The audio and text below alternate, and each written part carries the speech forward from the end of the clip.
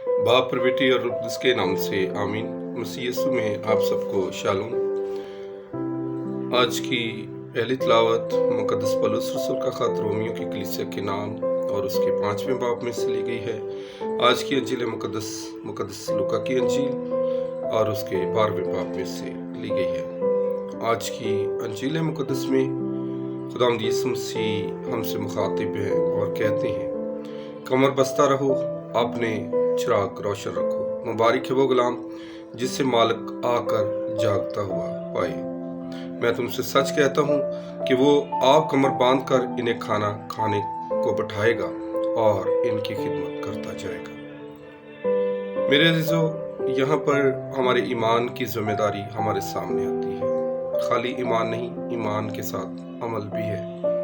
जिम्मेदारी के अलावा एक और बहुत बड़ी खूबी जिसके बारे में मसीहों को दर्श दिया गया है, वो है कमर बस्ता रहना, अपने चिराग रोशन रखना। ये हमारे ईमान की बुनियादी इकाइयों में से एक है कि यीशु दोबारा आएगा। रोज़े क़यामत वो आकर जिंदों और मुर्दों का इंसाफ भी करेगा। यीशु की आमद के लिए हमें तैयार रहना है। हमारे अमाल ऐसे हों कि हमें आखिरी रोज़ नदामत का सामना ना करना पड़े।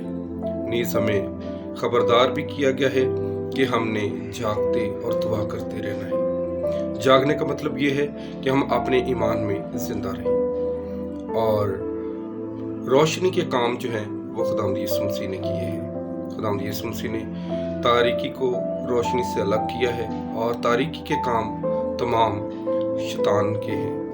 और खुदावंद यीशु मसीह खुद कहता है कि मैं दुनिया का नूर हूँ। और जब खुदावंद यीशु मसीह के नूर में चलते हैं तो फिर हमें चाहिए कि हम हर बात में खुदावंद यीशु मसीह को मुबारक कहें और जो काम खुदावंद यीशु मसीह ने अपनी ज़िंदगी में किए वही काम हम भी करते जाएं।